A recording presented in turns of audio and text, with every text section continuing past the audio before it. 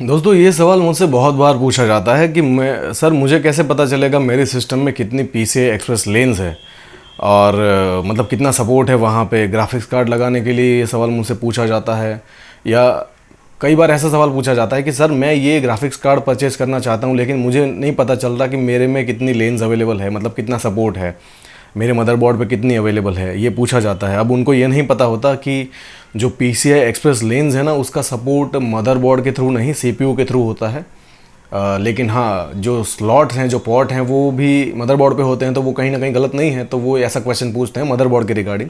लेकिन मैं क्लियर करना चाहता हूँ, शायद आपको पता ही होगा, जिनको नहीं पता जान ले कि जो PCI एक्सप्रेस लेंस है एज वेल एज जो मेमोरी कॉन्फ़िगरेशन है वो CPU के थ्रू सपोर्टेड होता है, ना कि मदरबोर्ड के थ्रू। मदरबोर्ड पे तो फिजिकली वो स्लॉट होते हैं ताकि वहाँ पे आप ग्राफिक्स कार्ड और रैम लगा सको, ठीक है।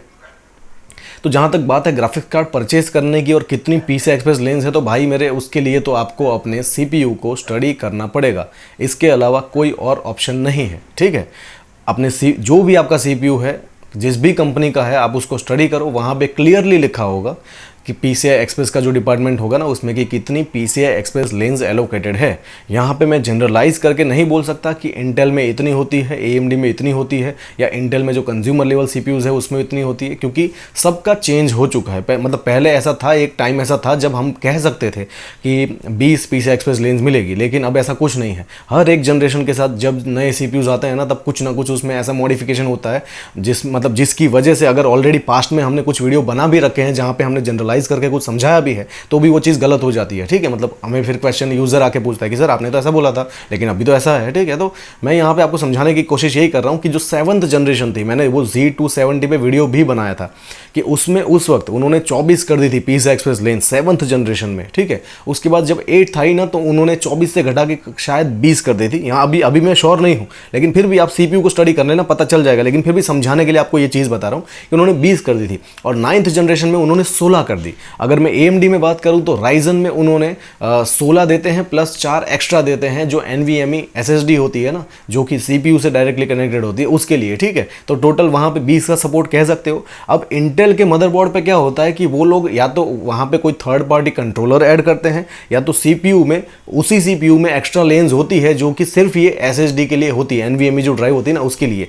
और कई बार आप ये भी देखोगे कि टोटल नंबर ऑफ जो PCI एक्सप्रेस लेंस है ना वो तो कम है। मतलब आपको शायद एक क्वेश्चन हुआ होगा, और नहीं हुआ है तो होना चाहिए, कि आप कोई ऐसा मदरबोर्ड देखोगे, मतलब जो CPU है या जो चिपसेट है उसमें तो कम सपोर्ट है, मतलब 16 है या 20 है, लेकिन मदरबोर्ड पे आप बहुत सारे PCI एक्सप्रेस स्लॉट देखोगे जो, और बड़े साइज का जो मदरबोर्ड होगा ना, और उसमें भी ऐसा चिपसेट लगाया होगा जिसमें सपोर्ट कम है, ठीक है। अगर जो छोटा मिनी और माइक्रो होगा उसमें तो 1 या 2 ही होते हैं PCI एक्सप्रेस स्लॉट, लेकिन बड़े मदरबोर्ड पे जो ATX होते हैं या जो एक्सेल ATX होते हैं, उसमें अगर कोई ऐसा चिपसेट है या ऐसा CPU के लिए डिज़ाइन किया गया है जिसमें सपोर्ट कम है PCI एक्सप्रेस लेन का, फिर भी वहाँ पे स्लॉट ज़्यादा होते हैं, तो वो कैसे होता है? तो वहाँ पे कोई थर्ड पार्टी कंट्रोलर नहीं होता, क्योंकि जो CPU में जो लिमिटेड है ना, मतलब जैसे मान लो कि 16 लेन है या 20 लेन है, तो वो फिक्स्ड है, वो एक रास्ता, इतनी ही स्पेस हमें दिया गया है, ठीक है, PCI एक्सप्रेस के लिए। तो अब हम उसको प्रॉपरली यूटिलाइज कर सके, इसलिए मदरबोर्ड मैन्युफैक्चर करने वाली कंपनियां उस पर एक ऐसा स्विच लगाती है जिसे PLX स्विच कहा जाता है।